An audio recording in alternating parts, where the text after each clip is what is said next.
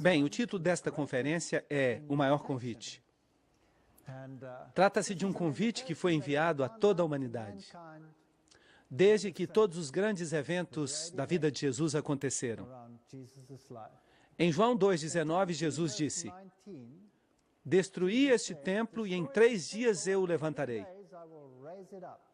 Agora, obviamente, o templo era um tipo e serviu como protótipo de quase tudo o que Jesus representava. E, em certo sentido, nós também podemos chegar a ser parte de um templo espiritual que Deus está preparando. E ele diz: "O que vencer, farei dele um pilar em minha casa, em meu templo." Portanto, há um templo espiritual que está sendo preparado.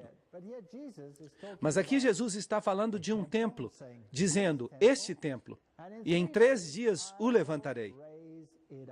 É claro, o templo era magnífico. Aqui temos uma réplica dele que foi construída em miniatura. Vocês podem encontrar esta réplica em Jerusalém. Os judeus responderam em João 2,20. Disseram logo os judeus: "Em 46 anos foi este templo edificado, e tu o levantarás em 3 dias?" Mas o versículo 21 nos diz do que se trata. Mas ele falava do templo do seu corpo. Assim que Jesus estava prevendo que ele ia morrer e que em 3 dias ele ressuscitaria dos mortos. Os judeus utilizavam uma forma inclusiva de cômputo, de modo que se morreu antes do pôr do sol na sexta, esse foi o primeiro dia. No sábado repousou na tumba e no primeiro dia da semana ele ressuscitou. E qualquer porção de um dia se considerava um dia completo, de modo que esses foram 3 dias. E ele falou da sua ressurreição. Em Jerusalém temos este sepulcro aqui em um jardim. E algumas pessoas asseguram que foi o lugar onde Jesus descansou. E parece ser muito provável que este seja o lugar certo. Aqui há um sulco, e neste sulco deve ter havido uma pedra grande, uma pedra plana, gigante, que pode ter sido empurrada para ser retirada. Era assim mais ou menos que parecia. É um lugar interessante, que foi descoberto com escavações arqueológicas. Quando encontraram isso, se surpreenderam, porque parece que tudo se encaixa perfeitamente. Em uma de nossas primeiras conferências, nós falamos do lugar onde Jesus caminhou. E vimos alguns dados interessantes em relação a este mesmo lugar. O versículo 22 do capítulo 2 de João diz: "Portanto, quando ressuscitou dos mortos, seus discípulos se lembraram que ele havia dito isto e creram nas Escrituras e na palavra que Jesus havia falado." Agora, a que passagem da Bíblia estavam se referindo? Obviamente, as únicas escrituras que existiam então eram o Antigo Testamento. E no Antigo Testamento, o livro de Isaías é o lugar onde há uma história maravilhosa sobre o Messias e sobre a forma em que sofreria e morreria e o fato de que seria crucificado entre criminosos. Eu acho que eles pensaram em textos como esse. 1 Coríntios 15, 14, 17 e 18 fala da importância da ressurreição. E se Cristo não ressuscitou, vã é a nossa pregação. Todas as grandes religiões do mundo veneram os sepulcros de seus fundadores, mas não o cristianismo. O sepulcro de Cristo está vazio. E nesta passagem está escrito: se Cristo não ressuscitou, vã é a nossa pregação, vã é também a nossa fé. E se Cristo não ressuscitou, vossa fé é vã. Ainda estáis nos vossos pecados. Porque somente por meio da morte e ressurreição de Cristo podem ser perdoados os meus pecados. E isto é algo que o mundo deve compreender. Porque existe um movimento hoje que quer que todas as religiões do mundo se unam, como se estivessem todas no mesmo nível.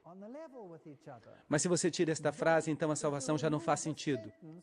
Então, aqueles também que dormiram em Cristo pereceram. Ou seja, aqueles que morreram em Cristo estão esperando a ressurreição, que é garantida por meio da morte e da ressurreição de Cristo. Ele foi as primícias desta ressurreição. Mas como ele pode ser as primícias se a Bíblia fala que ele mesmo ressuscitou outras pessoas?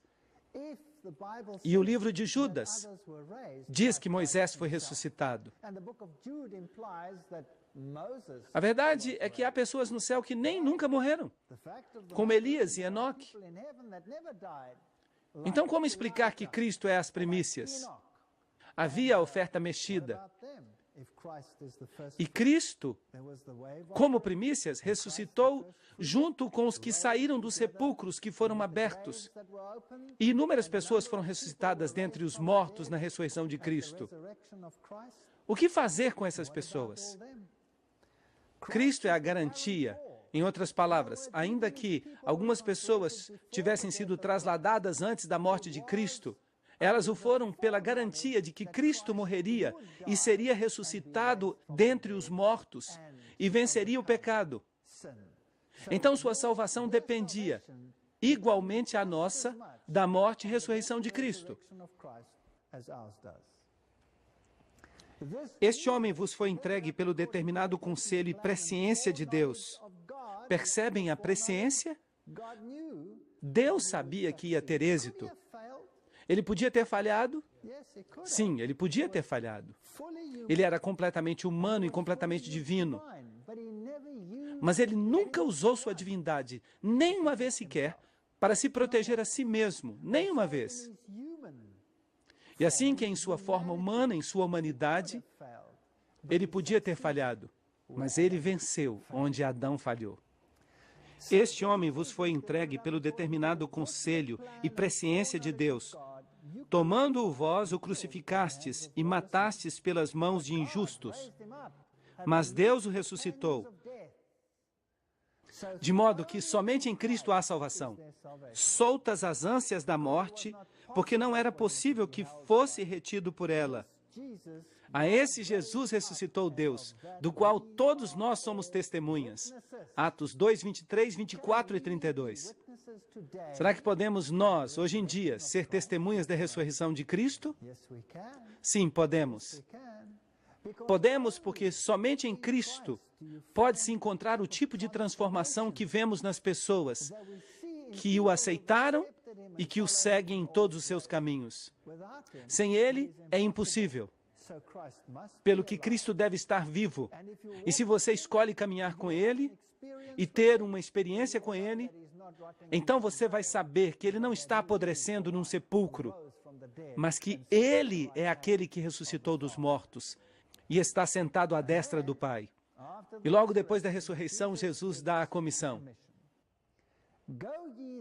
Ide e ensinai a todas as gentes, batizando-as em nome do Pai, do Filho e do Espírito Santo.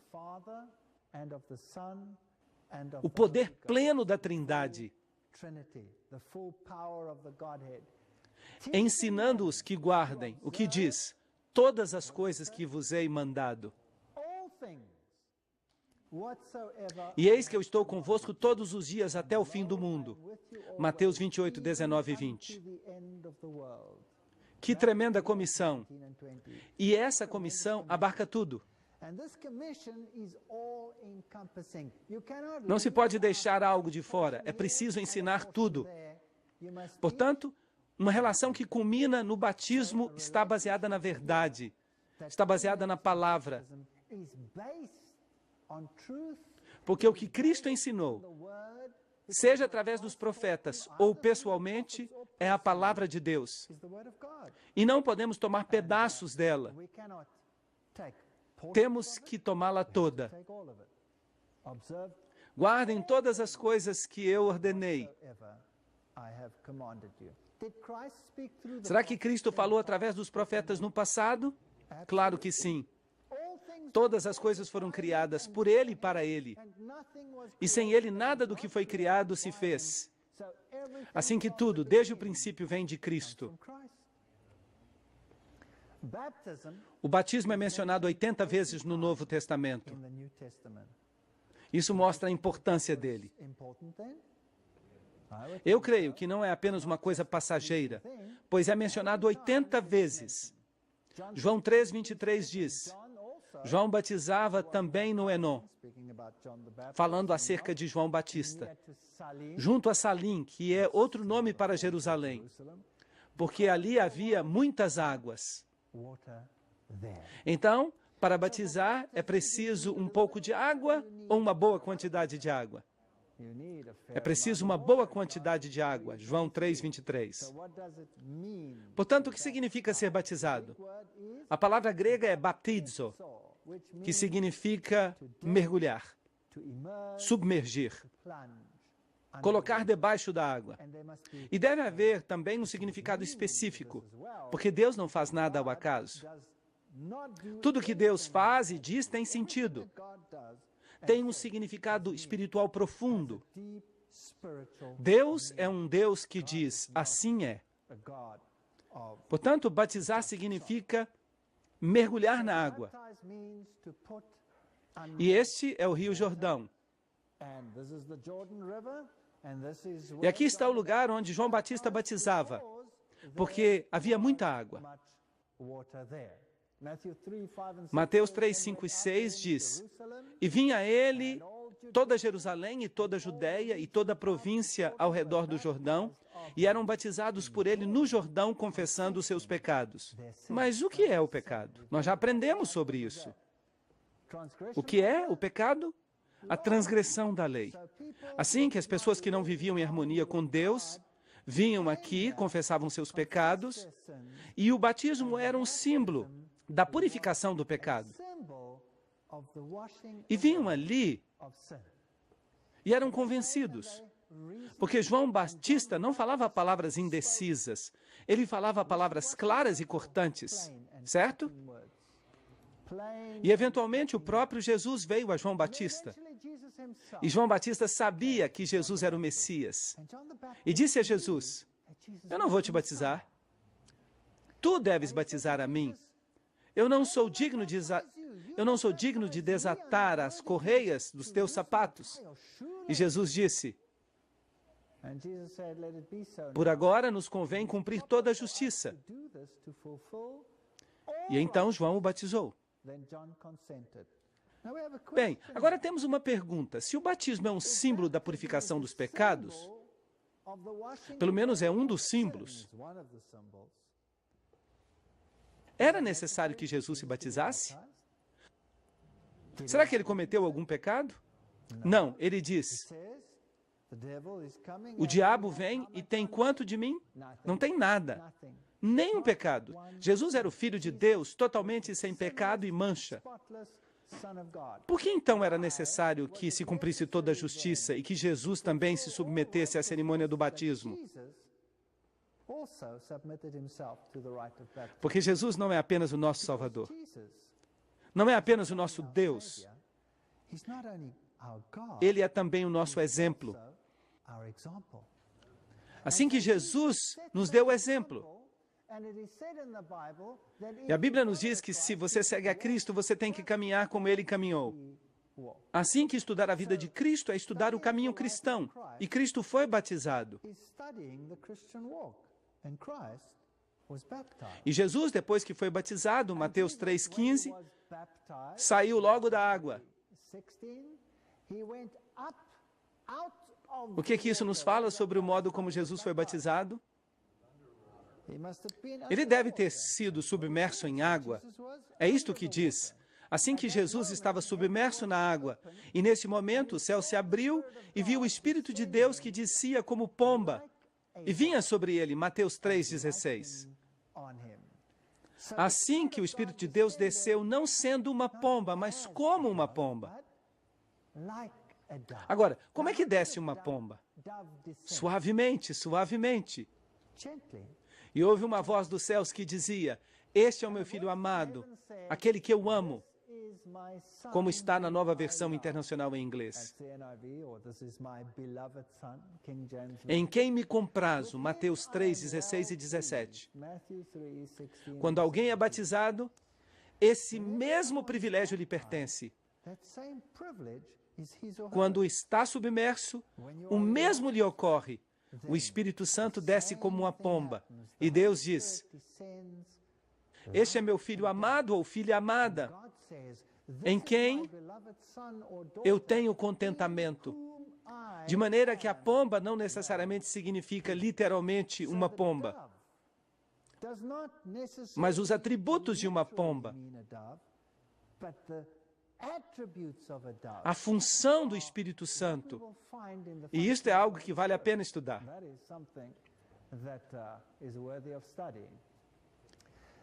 Deus ungiu a Jesus de Nazaré com o poder do Espírito Santo. Atos 10, 38. Agora, a palavra poder ali implica os meios, o mecanismo, os instrumentos, por assim dizer. Para dizer de modo simples e sem rodeios. Para fazer tudo o que ele ia fazer. Porque ele, sendo completamente humano, e contudo completamente divino, não ia utilizar sua divindade para seu próprio benefício. E em todas as coisas ele foi tentado, da mesma maneira que nós.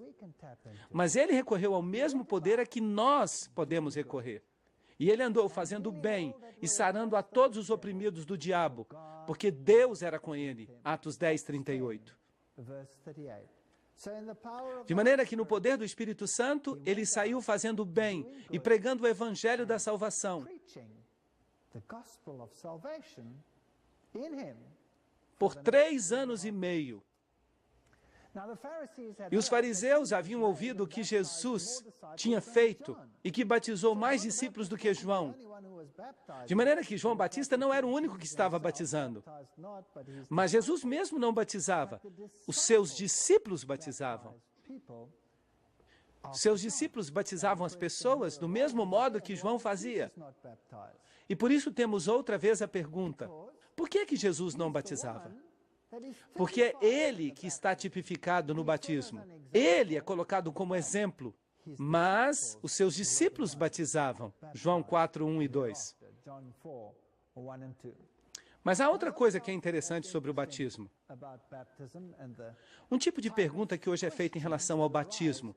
Porque hoje em dia, acredita-se que tudo o que uma pessoa tem que fazer é simplesmente dizer: estou aqui, estou pronto. E uma pessoa então é batizada. E como Cristo pagou por tudo, nós podemos continuar vivendo como antes. Mas Jesus colocou as pessoas sob a graça e os chamou à obediência. Lembram-se disso? Nós já falamos sobre isso. E o caso clássico foi Maria Madalena. Eu tampouco te condeno. Ela foi posta sob a graça. Vai e não peques mais. Ela foi colocada de novo em obediência à lei. E nós temos esse caso particular deste alto funcionário, um tesoureiro de uma rainha. Era um eunuco, provavelmente um homem negro.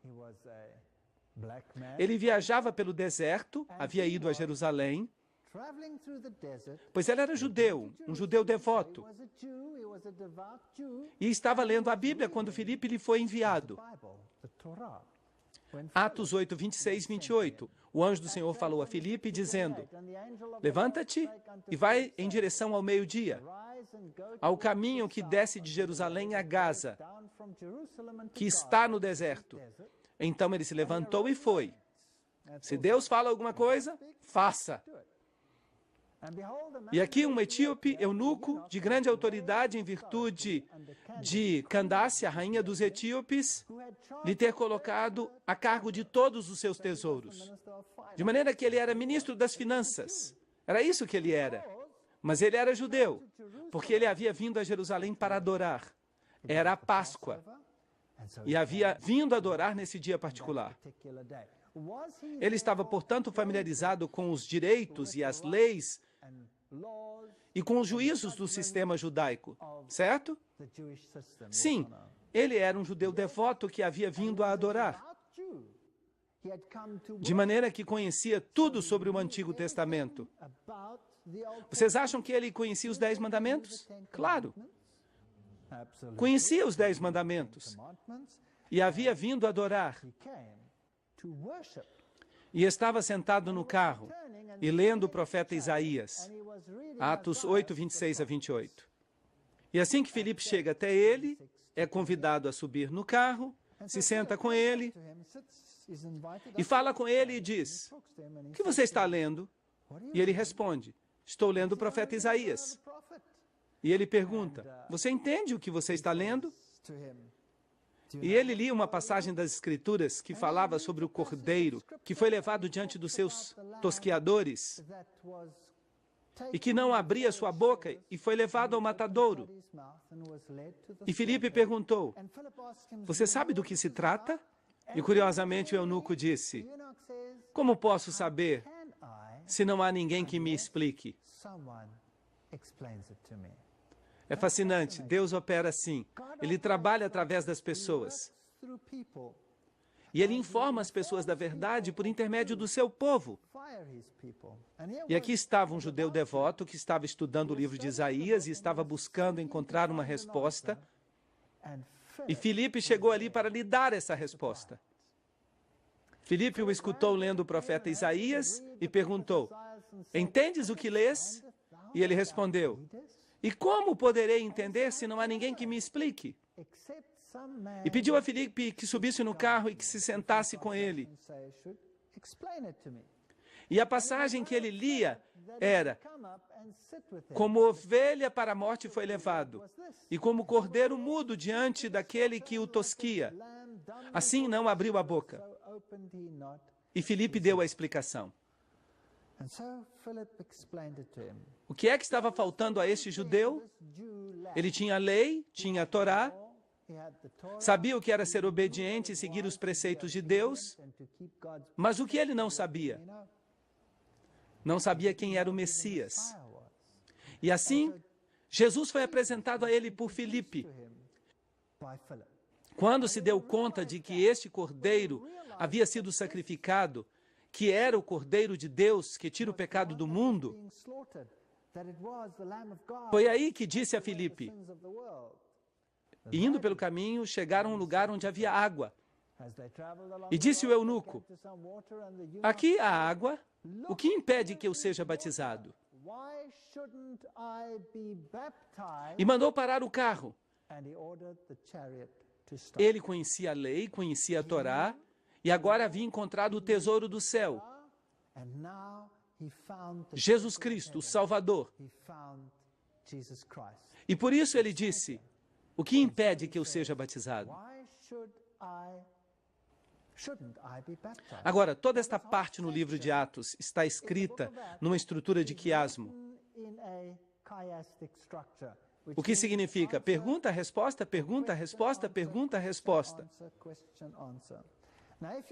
Agora, se você tem uma das traduções modernas da Bíblia, será difícil você encontrar este versículo. Porque sua Bíblia terá o versículo 36 e o versículo 38, mas deixará de fora o versículo 37. Você pode comprovar isto se você quiser. Atos 8, versículo 37.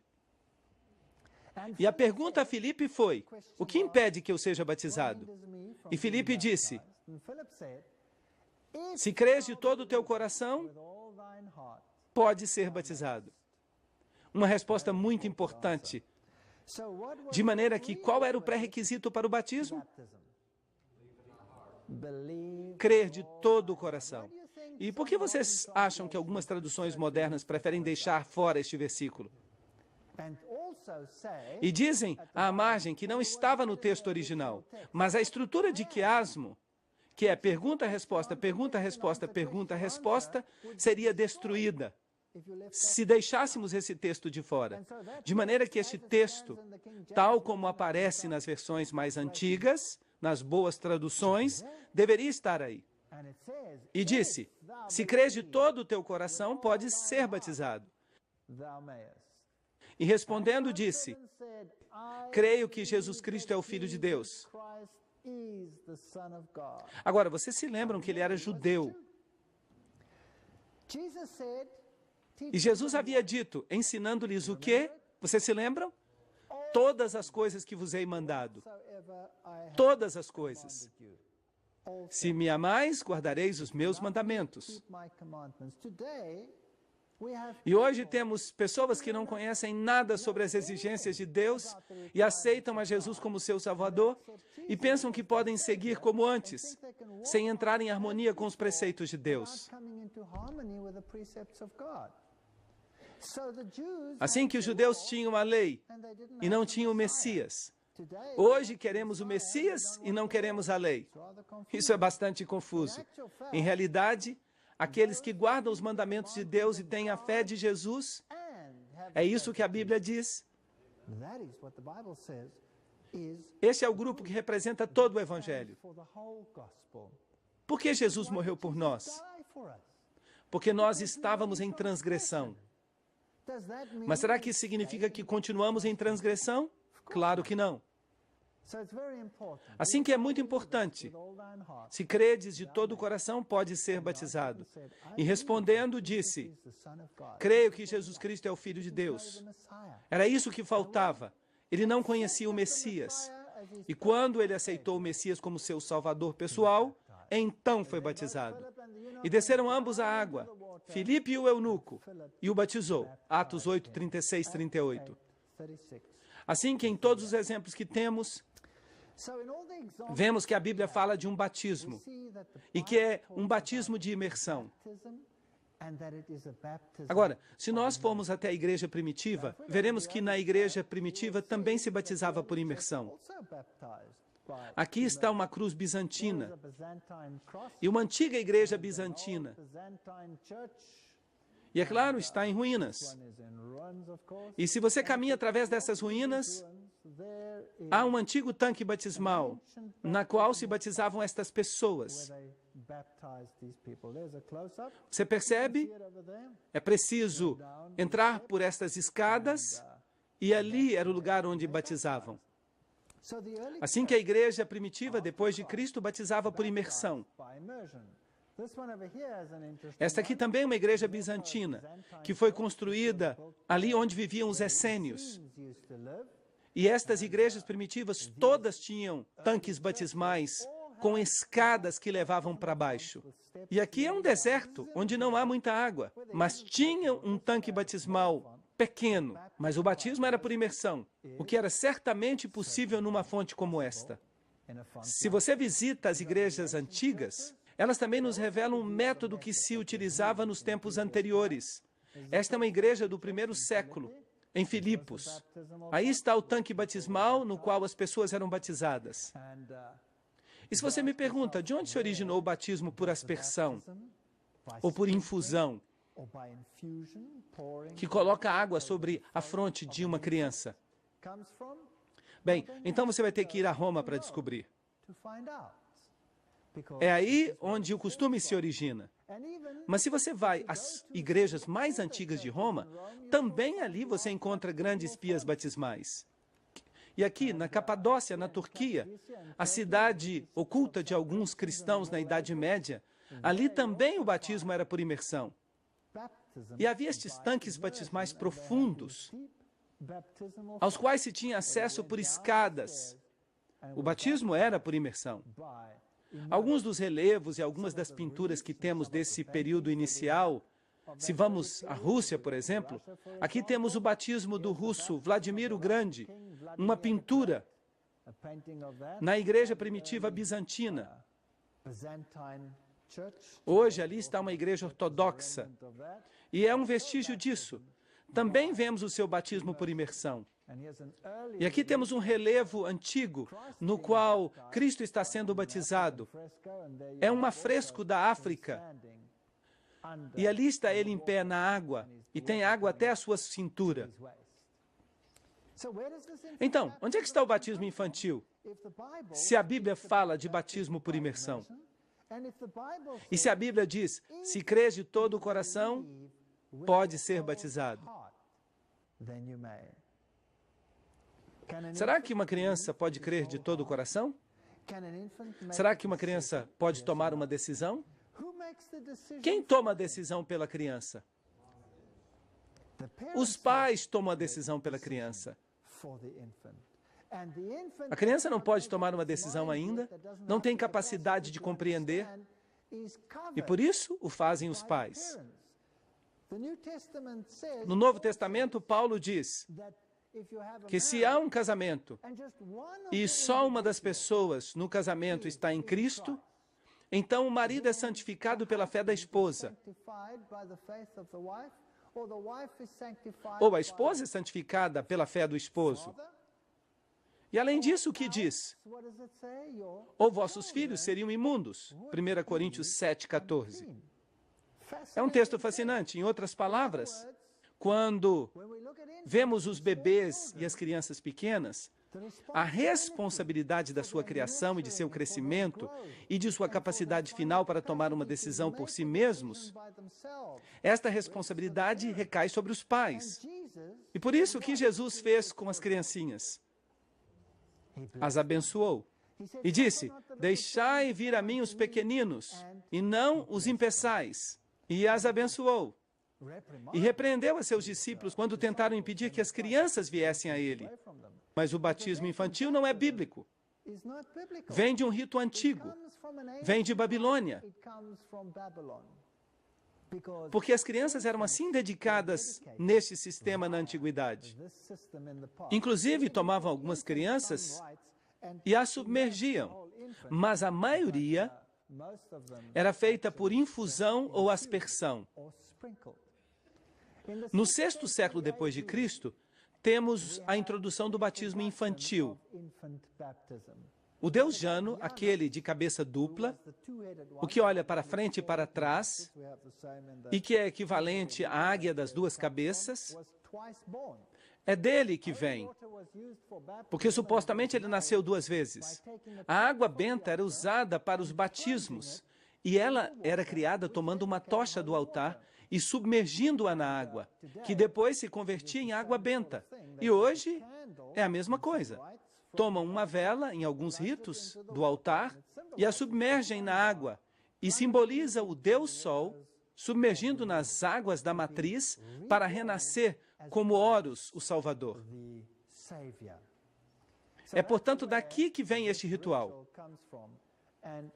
É daqui que vem a água benta. E por isso, a seguinte maldição foi pronunciada sobre os desertores da Igreja Católica: que o Filho que sofreu por nós o amaldiçoe, que o Espírito Santo que sofreu por nós no batismo o amaldiçoe. Seja maldito aquele que diz que são os adultos que devem ser batizados. Este é o livro História do Romanismo, página 510. Assim que Roma introduziu o batismo infantil para entrar em harmonia com os antigos ritos pagãos. E você pode ver que é daí que ele se origina, porque no rito pagão o Espírito Santo e Horus são a mesma entidade. Juno é a pomba, o símbolo do aspecto feminino da divindade, de modo que se considera o culto luciferiano. Então, Lúcifer é ao mesmo tempo homem e mulher. Juno e a pomba, que também é considerado como Espírito Santo. Nós lemos isso nos livros de Alice Bailey. E o que é interessante aqui é que diz que todos são um.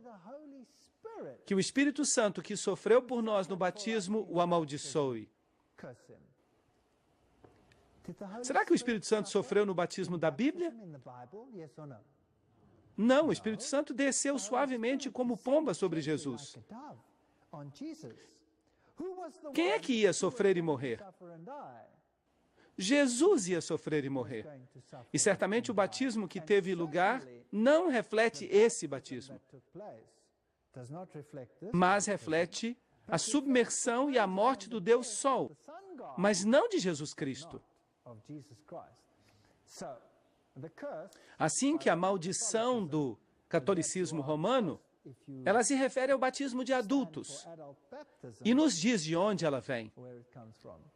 O cardeal James Gibbons, na fé dos nossos pais, responde a esta pergunta.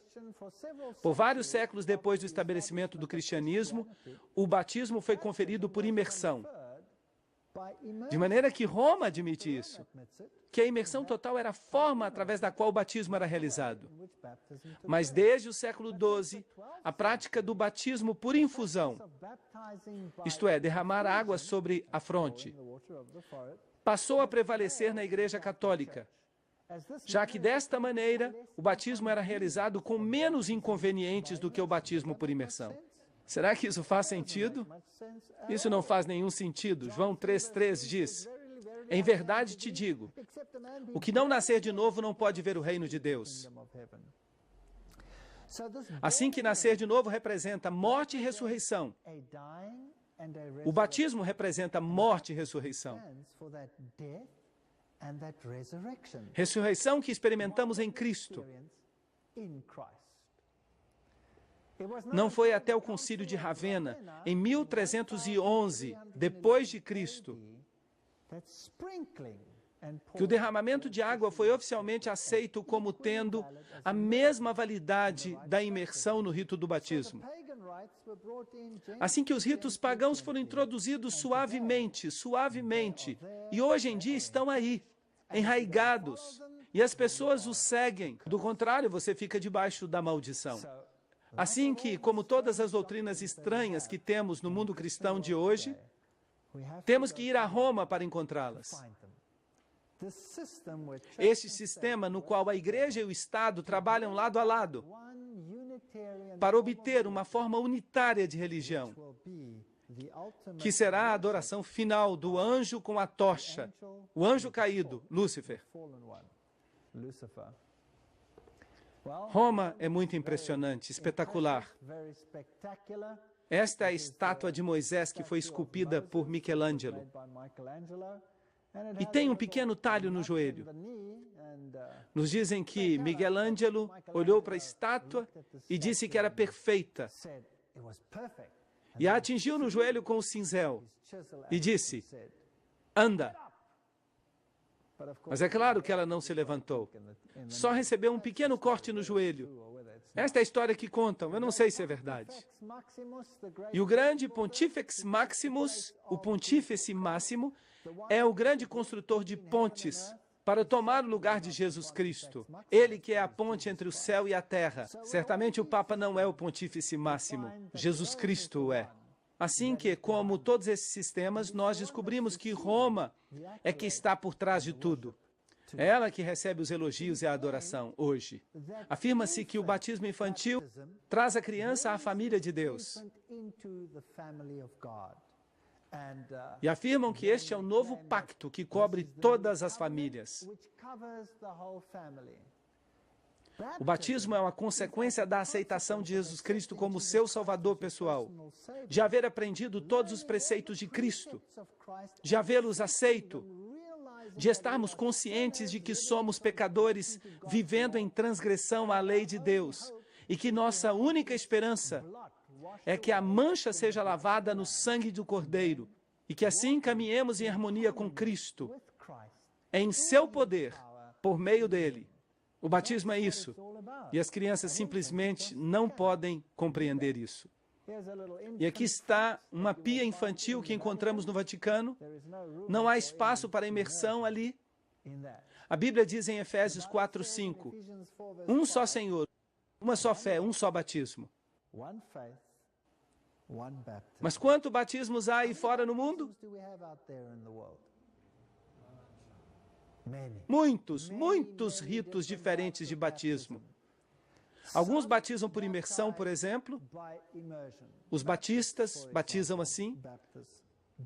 Outros praticam o batismo infantil. Outros praticam o batismo infantil por infusão. Outros não praticam batismo com água. Afirmam que praticam apenas um batismo espiritual. Uns praticam batismo por imersão, submergindo uma vez. Outros praticam o batismo por imersão, submergindo 3 vezes, em nome do Pai, do Filho e do Espírito Santo. E alguns praticam o batismo por imersão 7 vezes. Qual deles está certo? A Bíblia diz, Há um Senhor, uma fé e um batismo. Certamente seria fácil resolver o problema. Basta ir à fonte de referência, não é mesmo? E qual é a fonte de referência? A Bíblia. Então, por que as pessoas não tomam uma norma da Bíblia? Não seguem os ensinamentos da Bíblia? Assim teríamos um só batismo, não é mesmo? Quantas vezes a Bíblia diz que Jesus foi submerso na água? Uma vez. Em algum lugar está escrito que o eunuco foi submerso várias vezes? Não. Assim que seria possível ter somente um rito. E, de fato, qualquer doutrina da Bíblia tinha que ser discernida seguindo o mesmo método. Se uma igreja diz que é de um jeito e outra diz que é de outro jeito, e as igrejas estão divididas todo o tempo sobre esses assuntos, certamente deveríamos ir à palavra de Deus e dizer: é isto que diz a palavra, façamos desta maneira. E se pode encontrar uma igreja que diz: isto é o que a palavra diz, façamos assim, em cada um desses aspectos, bem, então teríamos um Senhor, uma fé e um batismo. Mas, infelizmente, não vivemos num mundo assim. Então, vamos dar uma olhada no simbolismo do batismo para que possamos ver o que ele realmente significa. Em 1 Pedro 3:21, a água simboliza o batismo, não tirando as imundícies da carne com a aspiração de uma boa consciência para com Deus, mas nos salva pela ressurreição de Jesus Cristo. Assim que quando alguém é batizado, o que está comemorando? A ressurreição de Cristo. Mas agora o mundo cristão lá fora quer se lembrar da ressurreição de Cristo fazendo o quê? Observando o quê? Observando o domingo. Isso não é bíblico, não é bíblico.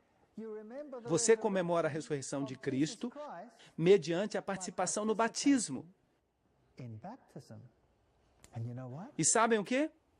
A Bíblia nos diz algo interessante. Ela nos diz que uma pessoa é batizada e ressuscita em Cristo. Será que Jesus também instituiu um mini batismo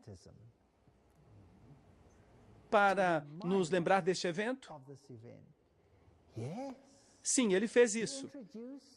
O lava-pés.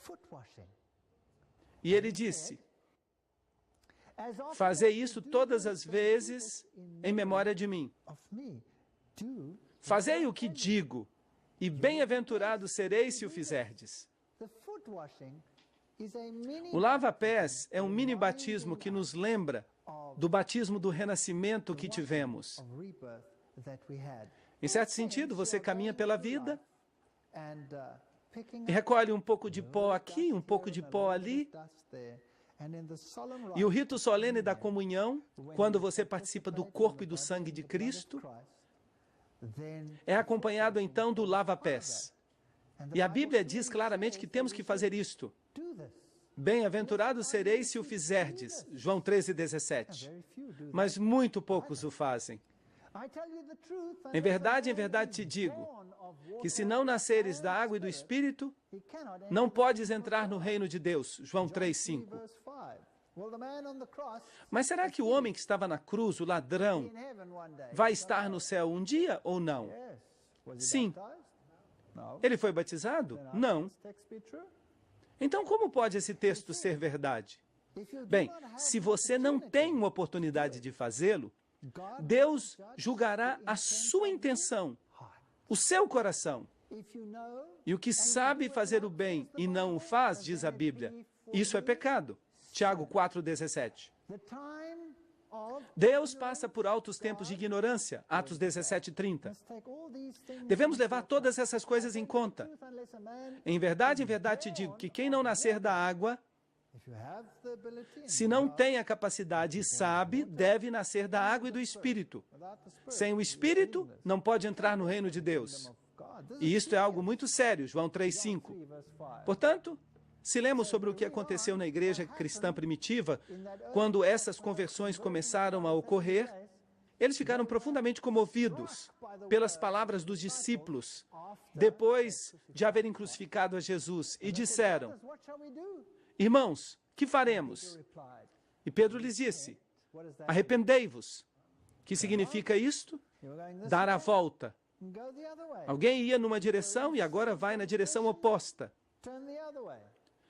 Alguém estava em pecado e transgressão e agora vai para o outro lado.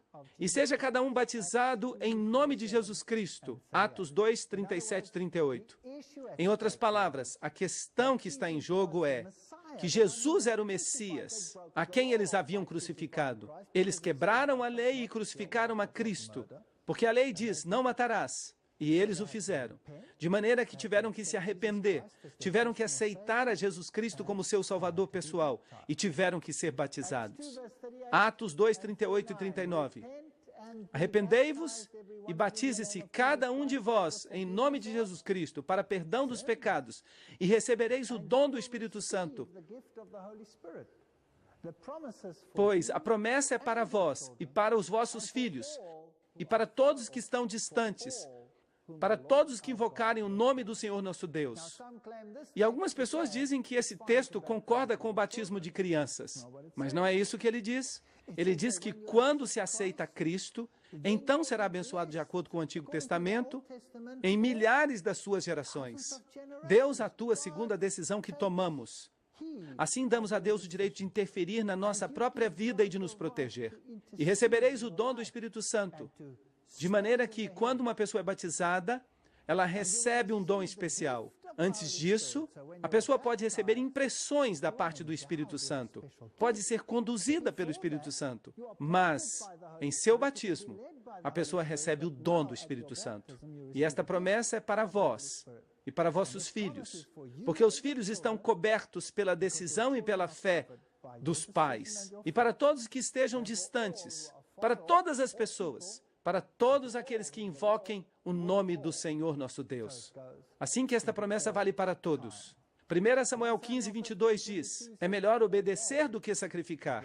Assim que se Deus diz isto, e se Deus diz que uma pessoa teria que se arrepender e ser batizado, então é melhor fazê-lo.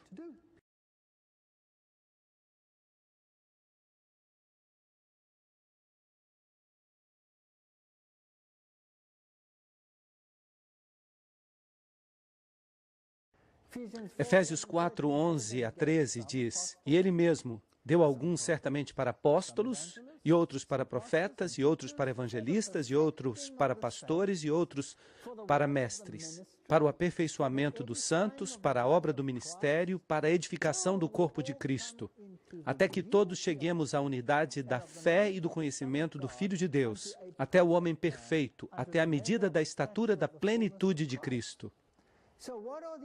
Então, qual é o propósito desses dons que Deus vai outorgar durante o batismo?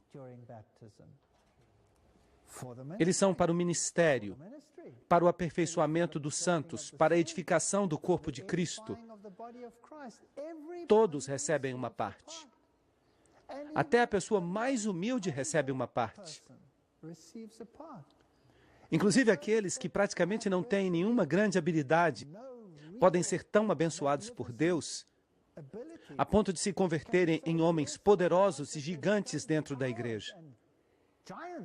Alguns têm a capacidade de orar, outros têm dons diferentes. Alguns têm o dom da hospitalidade. Quem é mais importante? Aquele que recebe alguém em sua casa, que consola as pessoas, ou que prega o Evangelho? Quem é mais importante? Um não é mais importante do que o outro.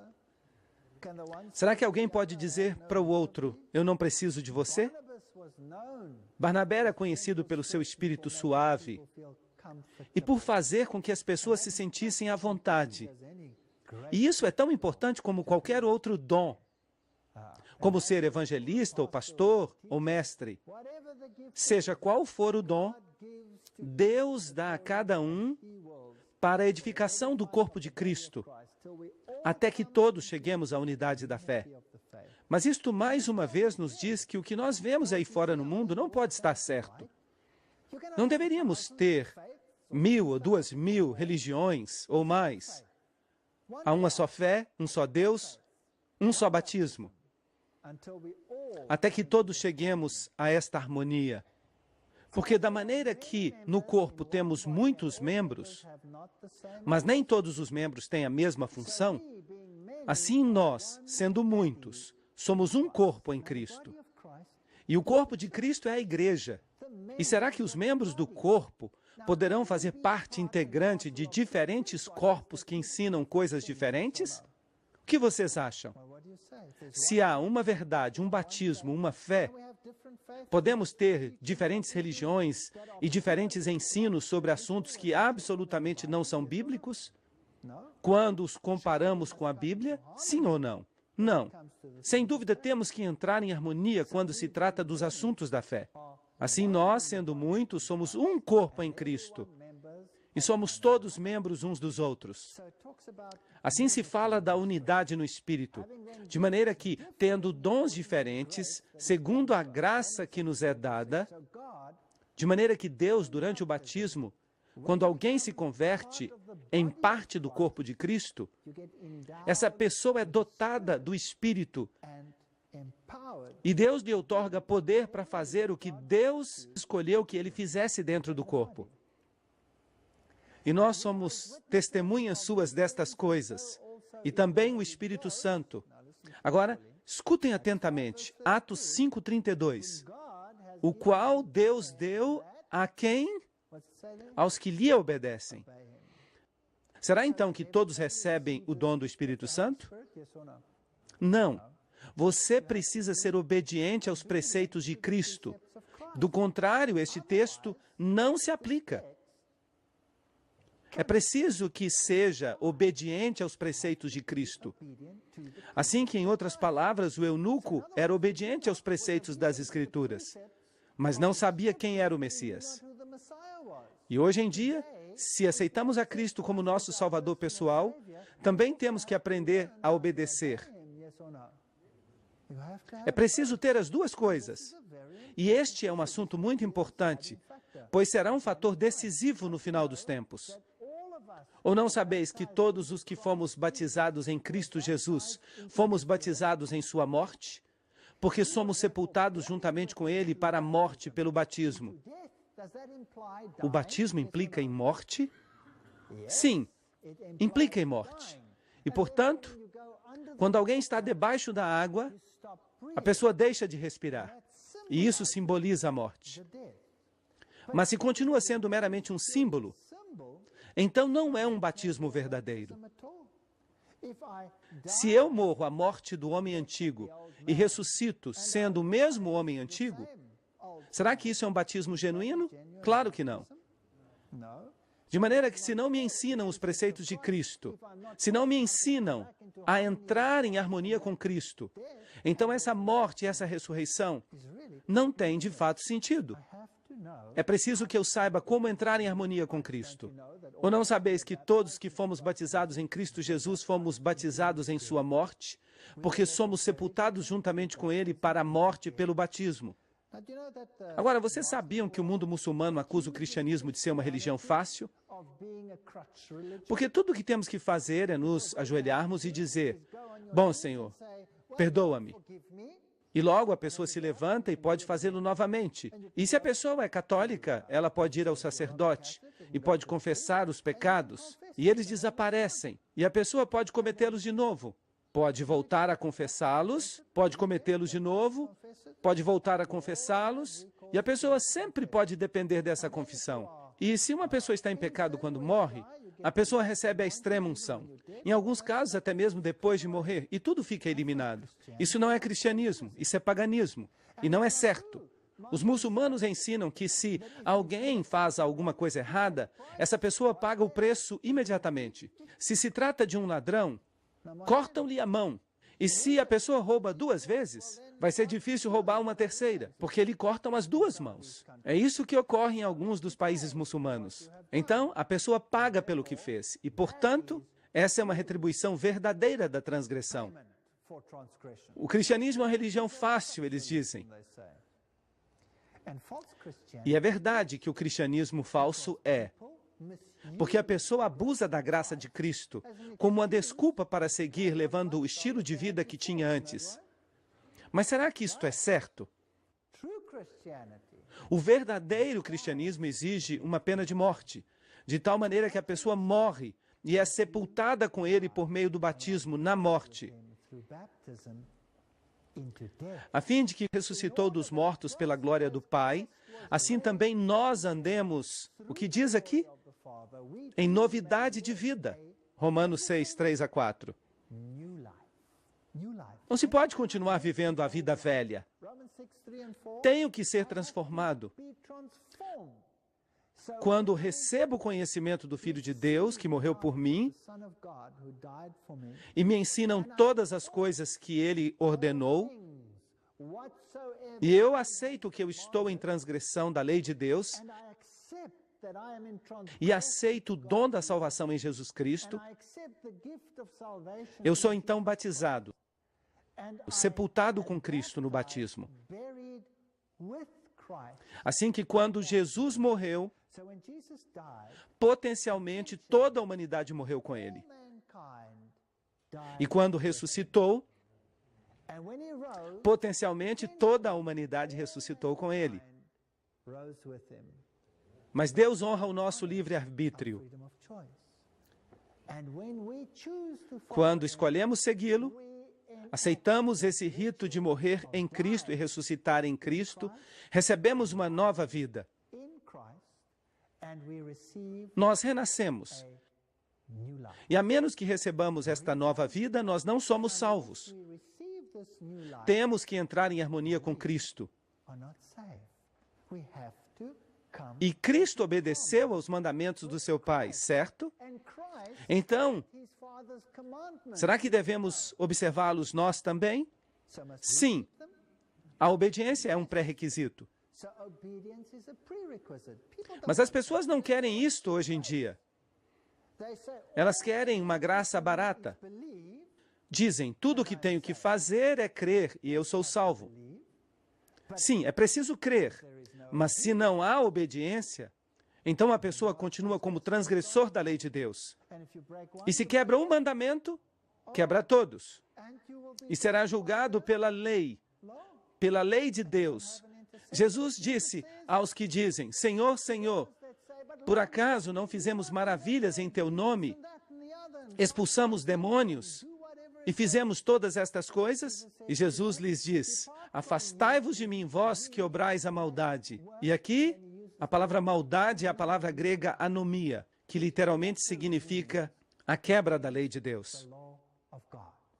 Hoje em dia existe uma doutrina que se chama anomianismo, que significa eliminar a lei de Deus, anomia. Não se pode ter uma coisa sem a outra. Não se pode ter a salvação de Cristo e, ao mesmo tempo, deixar de voltar a estar em harmonia com Ele. Esta é a razão pela qual Ele morreu por nós. Por que, então, Ele morreu? Para nos salvar.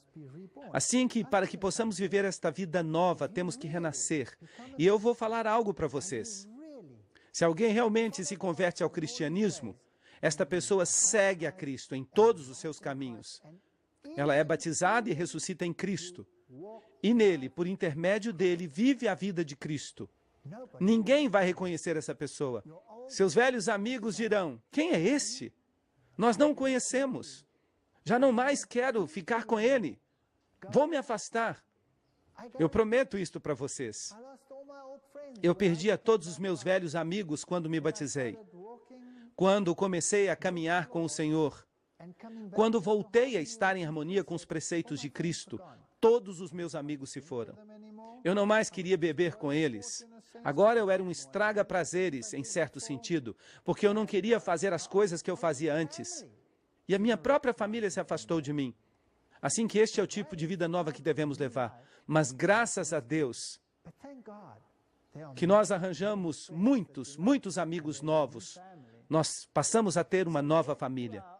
Assim que morremos para nossa antiga forma de vida pecaminosa E isso é muito importante, do contrário, não é uma coisa verdadeira. A sepultura de nossos pecados fica nessa tumba de água por meio do batismo. E a ressurreição para uma vida nova em Cristo. Uma vida que está em harmonia com os preceitos de Cristo. 2 Coríntios 5:17. De modo que se alguém está em Cristo, é uma nova criatura. Totalmente nova, totalmente nova. As coisas velhas passaram e eis que todas as coisas se fizeram novas. Somos totalmente diferentes. Será que vai haver divisões no lar se uma pessoa aceita e a outra não? O velho marido não vai mais reconhecer a esposa. Ou a esposa não vai reconhecer o marido. Quem é você? Eu já não o reconheço. Você está tão diferente. Você mudou completamente. O que aconteceu? E muitas vezes, essas pessoas nem querem reconhecer isso. E somente a oração e a paciência e a bondade podem fazer frente a um problema como este. Sabendo isto, que o nosso velho homem foi crucificado juntamente com ele, para que o corpo do pecado seja destruído, a fim de que não mais sirvamos o pecado. Isto está muito claro em Romanos 6:6. Jesus pagou toda a nossa dívida. Não há nada que eu possa fazer. Ninguém pode guardar a lei de Deus completamente. É impossível. Será que isso é bíblico ou não? Não. Não devemos servir o pecado. Mas posso fazê-lo por minha própria força? Não. Somente em Cristo. Mas posso deixar de roubar, posso deixar de mentir, posso deixar de fazer trapaças, posso deixar de olhar as coisas que não deveria olhar, porque eu tenho poder sobre o meu pescoço, não é verdade? Assim também, considerai-vos mortos para o pecado. E se você quer morrer para o pecado, deve saber o que é o pecado. Porque por meio da lei vem o conhecimento do pecado. Romanos 3:20. Assim que se quero morrer para o pecado, devo conhecer a lei. Assim que hoje em dia temos um problema totalmente diferente do que o eunuco enfrentou. Ele conhecia a lei, mas não conhecia a Cristo. Hoje conhecemos a Cristo, mas não conhecemos a lei. De maneira que temos que entrar na plenitude da estatura de Cristo. Assim também, considerai-vos mortos para o pecado, mas vivos para Deus em Cristo Jesus, o nosso Senhor. Romanos 6:11. Morremos com Cristo no rito do batismo. Somos ressuscitados como uma nova pessoa, totalmente nova, brilhantemente nova. Para se você compra um carro novo, quantos defeitos o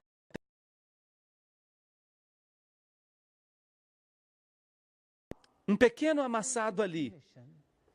O que você vai dizer ao vendedor? Que é isto?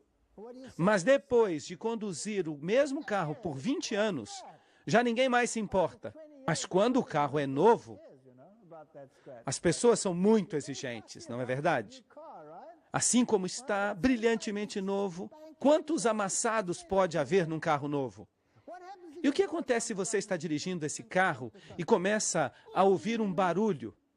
Você volta logo à concessionária e pergunta, o que está acontecendo?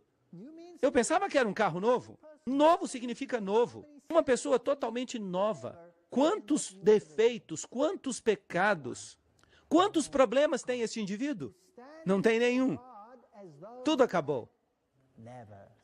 Você se apresenta diante de Deus como se nunca tivesse pecado. Com Cristo, estou crucificado. Estive morto, mas agora vivo. E já não vivo eu, mas Cristo vive em mim. Assim que se me vanglorio e digo, eu tenho o poder de fazer isto agora. Isso tampouco é bíblico. Em Cristo que eu agora vivo na carne, vivo na fé do Filho de Deus, o qual me amou e se entregou a si mesmo por mim. Gálatas 2:20. Isso é fantástico, é fantástico. Será então que eu viro uma marionete de Cristo? Cristo não me controla como uma marionete e diz, você é uma marionete, tem que fazer isto e aquilo. Não, eu tenho uma liberdade de escolha. Eu escolho seguir a Cristo. E cada dia o diabo me pergunta, por que você está fazendo isso? Você está louco? Veja o que eu tenho para oferecer a você. Mas ele tem um monte de lixo, ele não tem nada. E assim que eu escolho, dia após dia, a seguir a Cristo. O batismo comemora a morte, o sepultamento e a ressurreição de Cristo. É isso que ele faz. Em segundo lugar, simboliza a morte, o sepultamento do velho homem de pecado. E em terceiro lugar, representa a ressurreição para uma vida nova em Cristo Jesus. E em quarto lugar, indica a purificação do pecado. Atos 22:16. É isso que o rito do batismo representa. É um simbolismo. Quando a gente sobe das águas, o que aconteceu com Jesus? A pomba desceu. Assim que quando a gente sobe das águas, somos uma nova pessoa em Cristo. Então recebemos o dom do Espírito, do jeito que Deus quer. Vocês sabem que muitas pessoas ficam sentadas na igreja perguntando-se: qual é o meu dom? Eu não tenho nenhum dom. Nada aconteceu comigo que eu me lembre. Eu pergunto, se não estão dispostos a caminhar com Cristo, será que vão ter uma experiência com Ele? Muitas pessoas usam os seus dons o ano inteiro e nem se dão conta disso. O que crer e for batizado será salvo. Marcos 16:16. Esse texto é usado tão incorretamente hoje em dia. Crer significa tudo. Só é preciso crer. Mas é preciso crer de todo o coração. Atos 8:37. Varões, que faremos? Pedro lhes respondeu: arrependei-vos. Isto significa entrar em harmonia com os preceitos de Cristo. E batizem-se, lavem-se, renasçam. E batize-se cada um de vós no nome de Jesus Cristo. Porque nele vivemos e nos movemos e somos. Assim que os que receberam a palavra foram batizados. Mas será então que algumas pessoas não receberam a palavra? Claro, muitos não a receberam. E se acrescentaram naquele dia 3.000 pessoas. Atos 2:41. De modo que foram acrescentadas ao corpo de Cristo 3.000 pessoas. Esse foi um batismo em massa no Jordão. Hoje em dia acontece um batismo em massa no Jordão. Muita gente vai ao Jordão para ser batizada. Milhares e milhares para serem batizados. E eu me pergunto, será que eles entendem a plenitude do rito do batismo? É agradável ser batizado por imersão, porque essa é a maneira bíblica.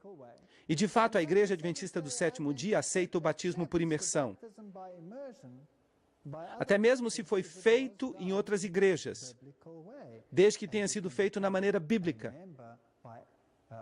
Nesse caso, uma pessoa pode se tornar membro simplesmente por profissão de fé. Aqui está uma jovem sendo batizada em um lago, mas a Igreja Católica diz que era menos inconveniente fazê-lo dessa maneira. Bem, Cristo fez isso. E eu fiquei surpreso com esta pessoa. Eu tirei esta foto na Alemanha, onde esta jovem foi batizada. Vocês podem ver o gelo ali flutuando ao redor?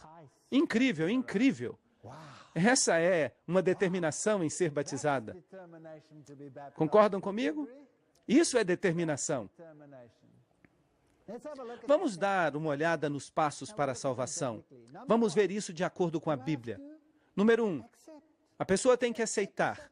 A pessoa tem que aceitar o sacrifício de Cristo, Romanos 3:23. A pessoa tem que crer que Ele é o caminho, a verdade e a vida. E tem que crer que esta é a forma de fazê-lo, Atos 16:31.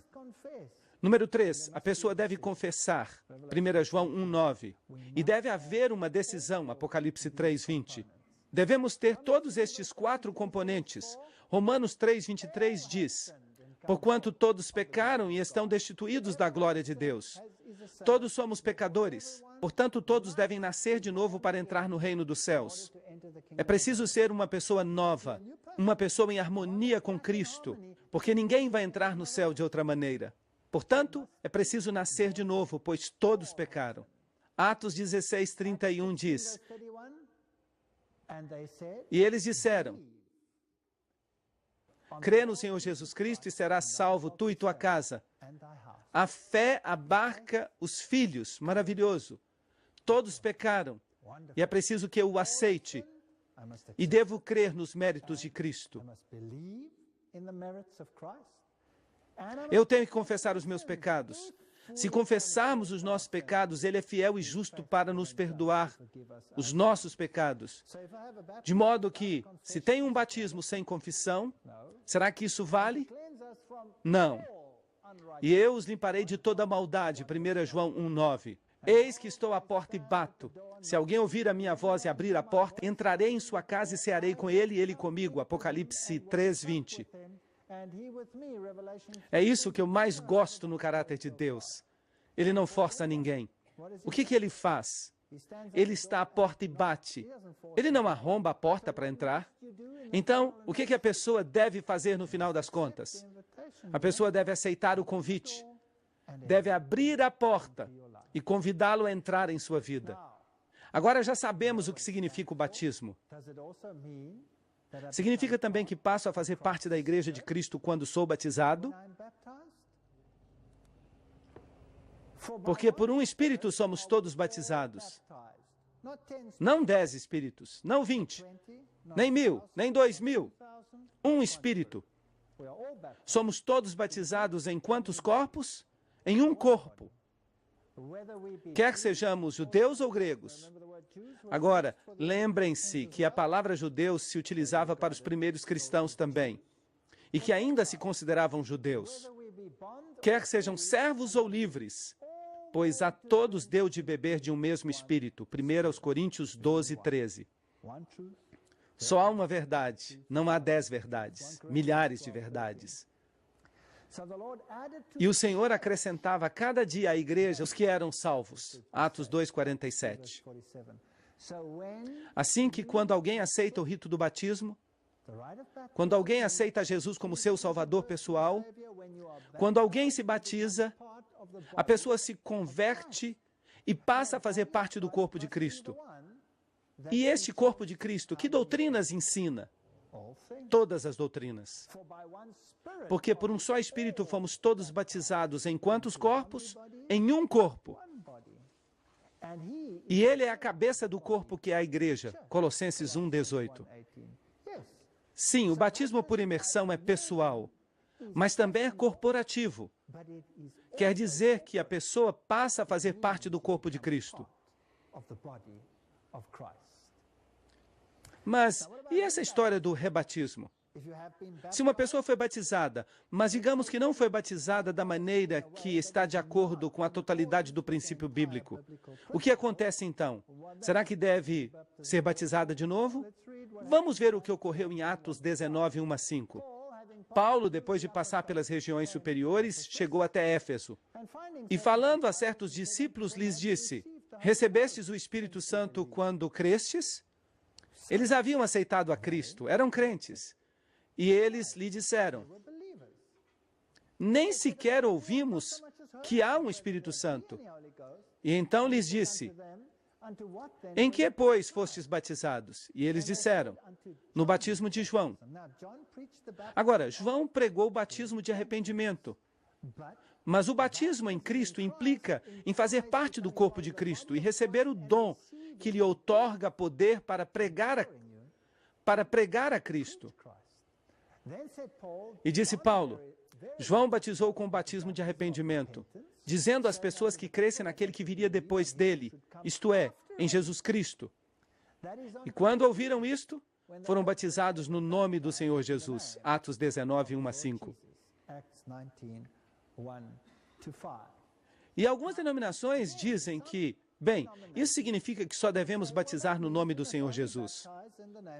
Mas o próprio Senhor Jesus disse: batizem em nome do Pai, do Filho e do Espírito Santo.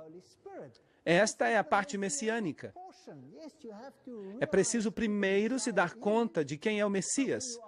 Mas quando a pessoa é batizada, ela é batizada na plenitude da divindade. Uma pessoa não é batizada proporcionalmente ou apenas em parte. Sem Cristo não há salvação. Mas Cristo e o Pai são o quê? São um. Não se pode batizar em um sem ser batizado no outro, é impossível. Assim que o batismo por imersão, e às vezes o rebatismo, é necessário. Mas se a pessoa acredita que recebeu um batismo bíblico, então Como já falei, a Igreja Adventista do Sétimo Dia reconhece esse batismo. E a pessoa pode fazer parte do corpo que guarda os mandamentos de Deus e tem o testemunho de Jesus por profissão de fé. Mas se uma pessoa crê que é melhor ser batizada na plenitude da verdade, então o rebatismo também é bíblico. Deus trabalha através da sua igreja, e isto é muito importante. Atos 9:6. Aqui está um dos maiores discípulos de Cristo.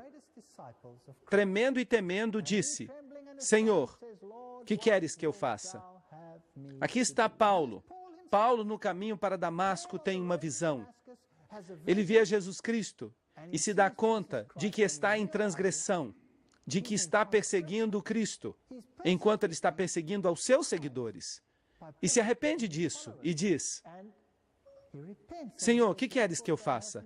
E o Senhor lhe responde: Sabe, Paulo, eu te chamei para que sejas um apóstolo aos gentios e quero que tu vás a todas as partes do mundo e pregues o evangelho de Jesus Cristo. Não foi isso que aconteceu. Isso não aconteceu nem mesmo ao poderoso Paulo. Eu vou lhes contar o que ocorreu de fato. O Senhor lhe disse: Levanta-te e entra na cidade, e ali te dirão o que deves fazer. Isso não é fascinante? Deus não trabalha fora do seu corpo. Ele guia as pessoas. Ele conduz as pessoas. Mas, em última análise, ele sempre as leva para o corpo. Foi então Ananias e entrou na casa. Esse era o discípulo que Deus havia escolhido, dentre os irmãos, para dizer a Paulo o que ele tinha que fazer. E, impondo-lhe as mãos, disse: Irmão Saulo, o Senhor Jesus, que te apareceu no caminho por onde vinhas, me enviou para que recebas a vista e sejas cheio do Espírito Santo. Atos 9:17. Esse é um texto muito importante. Deus não chama as pessoas de fora para ir dizer ao corpo o que este deve fazer. Ele envia essas pessoas ao corpo para que o corpo lhes diga o que devem fazer.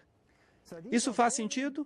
Assim que estes são princípios bíblicos muito importantes, pelos quais podemos comprovar a solidez da nossa fé.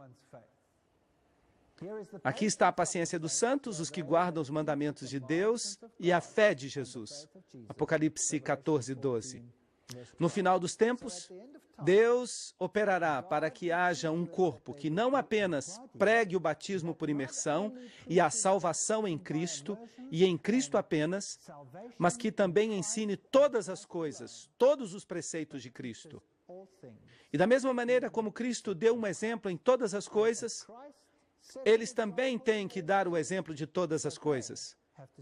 Se Cristo disse: Eu te dei o exemplo no lava-pés, então esta denominação deve praticar o lava-pés. Se Cristo disse: Batismo por imersão, então esta denominação deve batizar por imersão. Se Cristo disse: Se me amais, guardareis os meus mandamentos, então esta denominação deve guardar os mandamentos. Certo ou errado? Todas estas coisas devem estar em harmonia com a palavra. E se não estão, então temos um problema. E a mensagem dos 3 anjos? Há apenas uma denominação no mundo que prega a mensagem dos 3 anjos. Não há outra. Vocês podem procurar o mundo inteiro, de norte a sul, de leste a oeste. Só há uma denominação cristã que ensina a mensagem dos 3 anjos. Também tenho outras ovelhas que não são deste redil, a quem devo também trazer, e ouvirão a minha voz, e haverá um rebanho e um pastor. João 10:16. Deus vai levar o mundo todo a uma decisão. Muito em breve, todo este mundo terá que tomar uma decisão. Em nenhum momento durante estas conferências eu lhes disse que se você não é membro da Igreja Adventista do Sétimo Dia, você estará perdido. De fato, o que eu disse foi que o povo de Deus está em todas as igrejas. Mas Deus vai pedir contas de todos nós. Ele vai dizer: escolha a marca da besta ou a marca de Deus. Um dos dois. Sejam selados com o selo do mundo ou sejam selados com o selo de Deus. E nós fizemos um grande estudo sobre o que isso significa. O selo de Deus, o sábado, é um símbolo de obediência ao doador da lei em todos os aspectos. E as ovelhas terão que escutar, seja de um modo ou de outro. Mas não te peço somente por estes, mas também pelos que hão de crer em mim pela palavra deles. Assim que a pregação da palavra faz parte do evangelho da salvação, para que todos sejam um, como tu, ó Pai, em mim e eu em ti, que também eles sejam um em nós, para que o mundo creia que tu me enviaste. João 17, 20 e 21. E ele disse, eu não te peço pelo mundo, eu oro por aqueles que estão dispostos a obedecer. E eu sei que nós passamos por muitas coisas juntos. Eu sei como eram as coisas nos dias de antigamente. Assim também será em nossos dias. Mas eu não estou desanimado. Sabe, nós temos visto os números declinarem e declinarem e declinarem. Mas isto é normal. Quando nós pregamos a plenitude da obediência em Cristo e a aceitação de Jesus Cristo como Salvador pessoal, esta não é uma mensagem popular. Como seria se pregássemos alguma coisa menos problemática? De maneira que, se você pensa que este é um ensino duro, e se pergunta, será que realmente eu tenho que mudar a minha vida? Será que de verdade eu tenho que morrer? Será que o velho homem de pecados tem mesmo que ser enterrado? Será que não posso ficar com um pouquinho dele? Será que não posso ficar com um pouco de transgressão? Será que eu tenho mesmo que entrar em harmonia com todos os preceitos do Decálogo? Será que não posso continuar observando o domingo, por exemplo? Será que isso não é possível? Este é um ensino duro e exige muita entrega. Sim, exige muita entrega. João 6,60. Ao ouvir essas coisas, muitos de seus discípulos disseram, dura é esta palavra, quem a pode ouvir? E João 6,66. E naquele momento, muitos dos seus discípulos voltaram atrás e já não caminhavam com ele. Nós vimos a mesma coisa acontecer aqui, durante estas conferências, a mesma coisa. João 6,67. Jesus disse aos 12, quereis por acaso ir também com eles? E o que responderam? Simão Pedro respondeu, Senhor, a quem iremos? Apenas tu tens as palavras da vida eterna. Sim, só há uma verdade. E essa verdade é o caminho, a verdade e a vida. E conduz a Cristo. E Cristo nos leva à obediência. Então não há outro caminho. Portanto, estamos diante de uma decisão. Vou fazer isto ou aquilo? Se quero ter vida e sei o que é correto, mas não faço isso, então o que isso significa para mim? Diz a Bíblia que é pecado.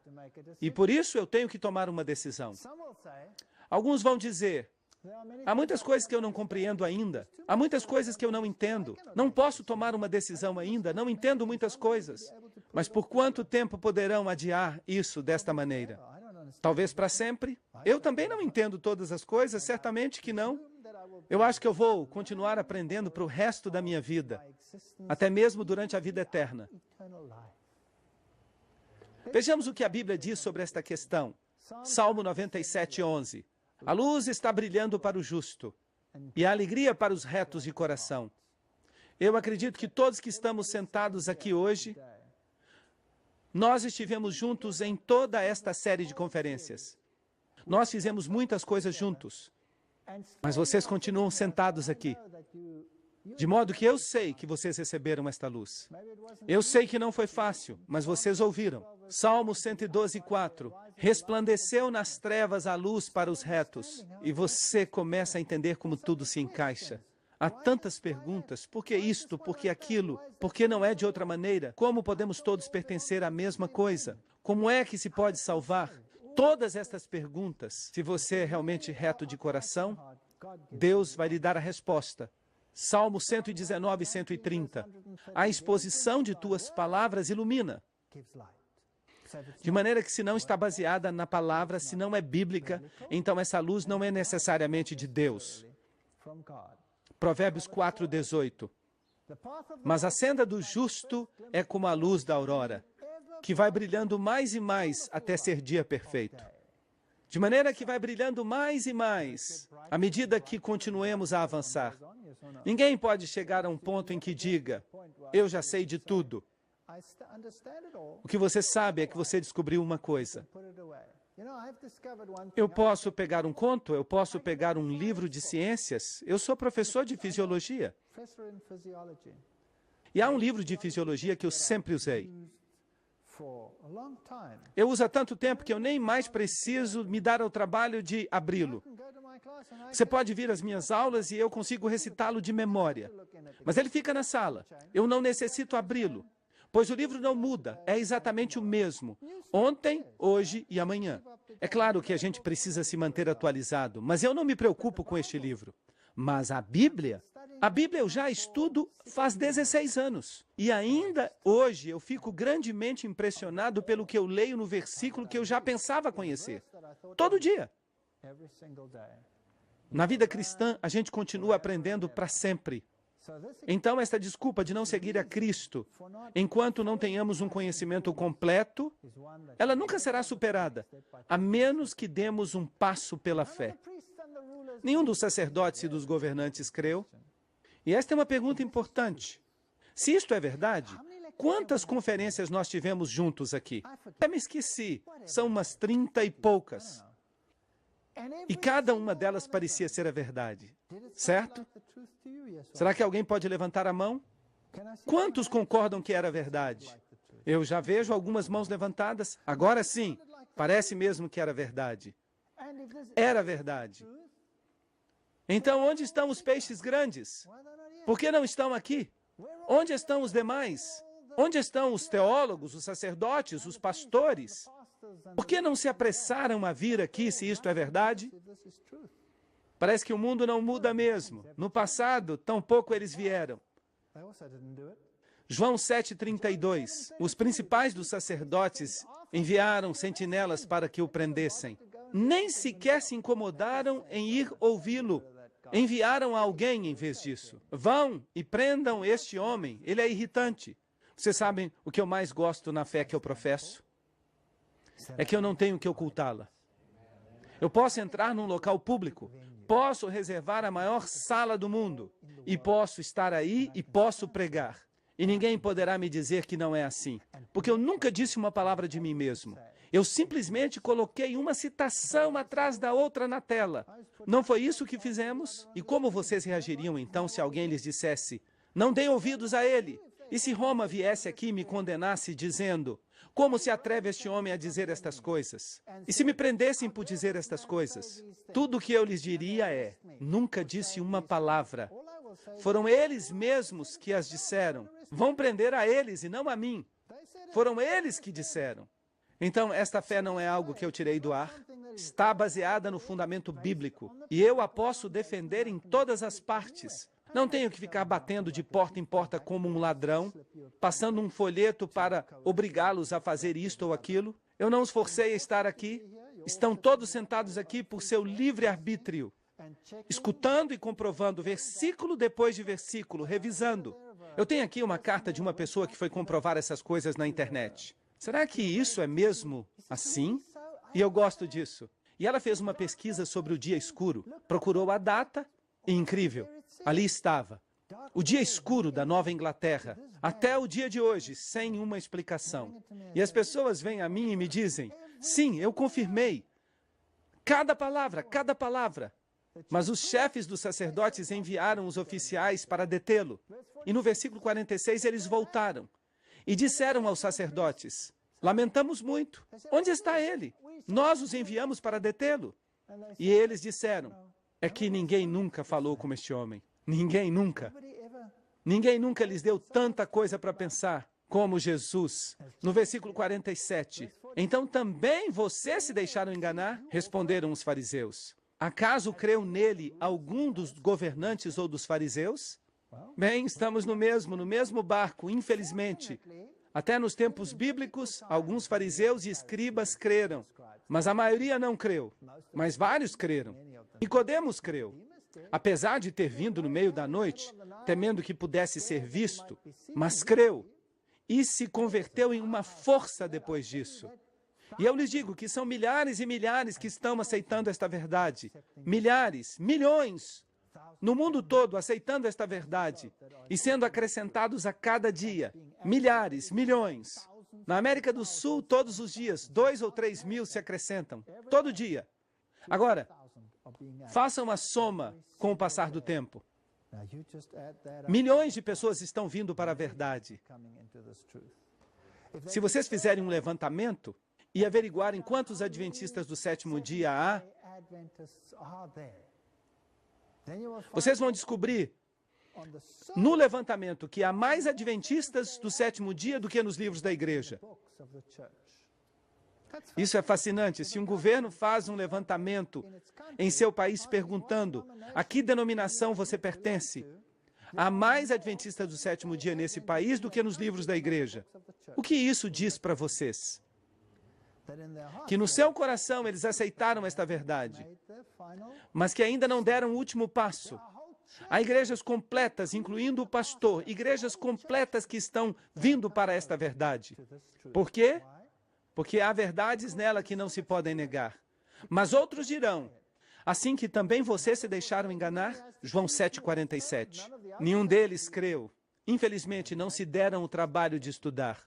Alguns vão dizer que o preço é demasiado alto. Não quero pagar este preço. São coisas demais que eu tenho que renunciar. E o que é que você tem que renunciar?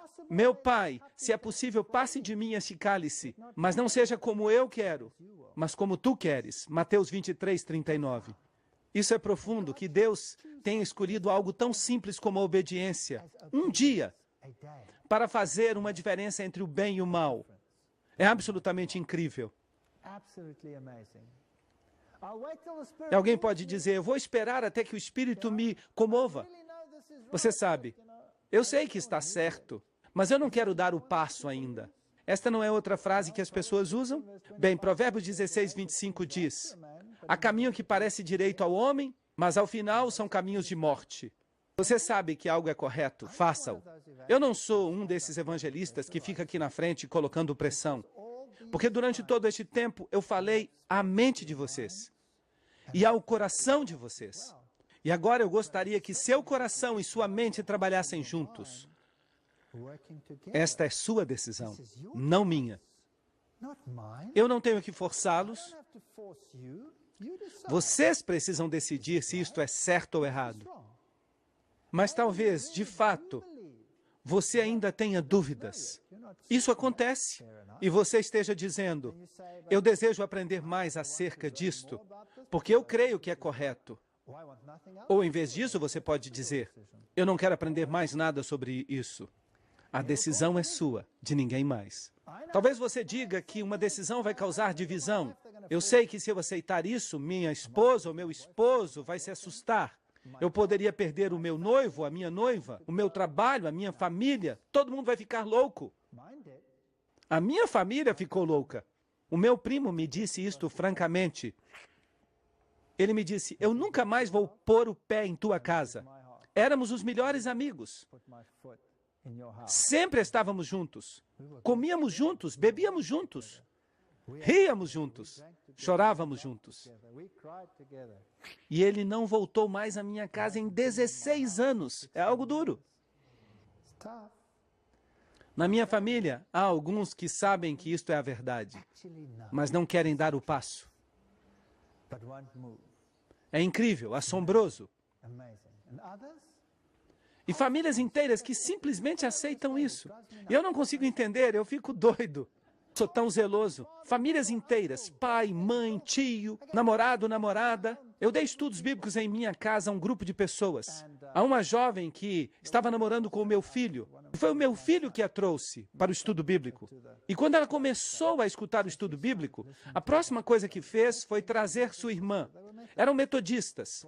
Ela trouxe a irmã e depois elas trouxeram o pai e depois trouxeram a mãe, e depois trouxeram os outros namorados, e mais gente. Várias pessoas, sem problemas, incrível. Às vezes funciona assim, mas é preciso reconhecer que também pode haver divisão. Mateus 10, 34 a 37. Não penseis que vim trazer paz à terra. Não vim trazer paz, mas espada. A palavra vai ser a espada, vai ser a única arma que teremos. Porque vim para trazer dissensão entre o homem e seu pai, entre a filha e sua mãe, entre a nora e sua sogra. E os inimigos do homem serão os de sua casa. O que amar pai e mãe mais do que a mim, não é digno de mim. O que amar filho ou filha mais do que a mim, não é digno de mim. Sabem de uma coisa? A Bíblia já tratou de todos esses assuntos. Não há escapatória disso, a não ser dizer que o que não toma sua cruz e segue depois de mim, não é digno de mim. Mateus 10, 38. Isto implica numa cruz. Isto significa que é uma carga. A pessoa tem que levantá-la e tem que seguir a Cristo. Isto não significa que somos indivíduos desgraçados e miseráveis. Mas sim, há uma cruz, há uma carga. E sabem qual é a maior carga? A maior carga já não é a própria pessoa. A maior carga é quantos de vocês sentiram a mesma coisa. Como vou convencer a meu pai, minha mãe, meu esposo, minha esposa, meu namorado, minha namorada? Quantos de vocês sentiram isto? Posso ver algumas mãos? Posso ver algumas mãos. Esta é a carga. A carga é a mesma carga que Cristo tinha, uma carga pelas almas. A minha esposa se sentou e chorou quando escutou estas mensagens pela primeira vez. Ela não chorou por si mesma, ela chorou por seus pais. Pelo seu pai, ela amava o seu pai. Ele era um homem tão amável e agora está morto. Tão bom, tão generoso. Era tão divertido estar perto dele. Ele pertencia à nova era. Era um alto maçom, um ocultista e adorava o diabo. Incrível, isto dá medo.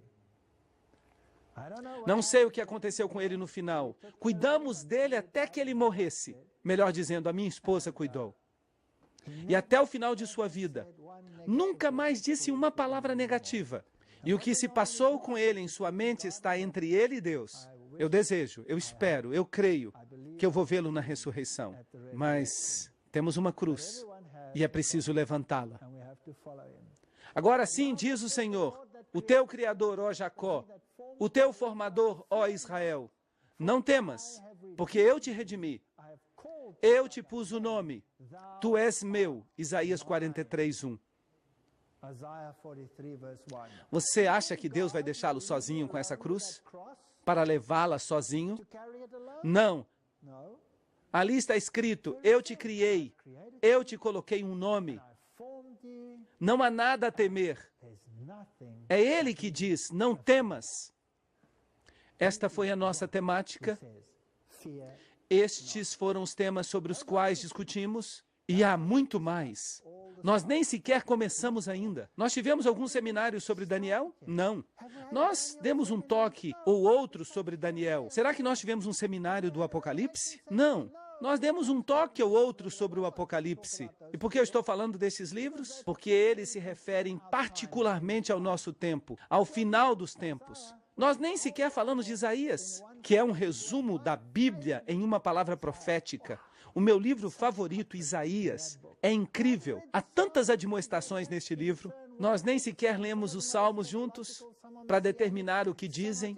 Alguns deles são escatológicos, alguns deles são messiânicos, alguns deles são consolatórios, alguns falam sobre o significado do arrependimento, mas nós não lemos a Torá juntos, não fizemos nada disso. Nós demos uma visão panorâmica sobre esses preceitos e princípios. Há muita coisa ainda para aprender e vocês vão continuar aprendendo mesmo depois que eu for embora. Eu não vou estar aqui, mas não sou eu em quem vocês estão interessados. Vocês estão interessados em Jesus Cristo. É Ele que realmente importa. E quando vocês passam a fazer parte de um corpo, vocês servem a Jesus Cristo. Você não fica olhando ao redor dizendo, aquela pessoa está fazendo isso, aquela outra pessoa está fazendo aquilo. Não é da nossa competência saber se as pessoas estão fazendo bem ou não. A nossa competência, a nossa tarefa é seguir a Cristo e seguir os seus preceitos e entrar em harmonia.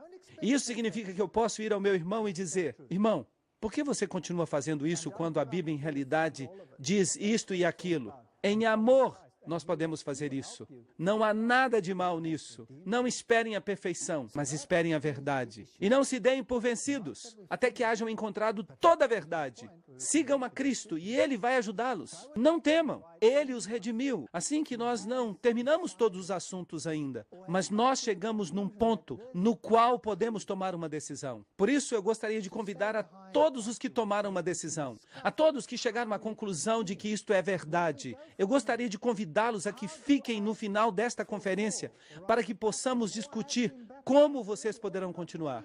Para onde ir depois disto? O que fazer para cumprir com o rito do batismo? Ou se você não está pronto ainda, o que deve fazer? Onde você pode obter mais coisas? Não podemos simplesmente fugir do corpo de Cristo.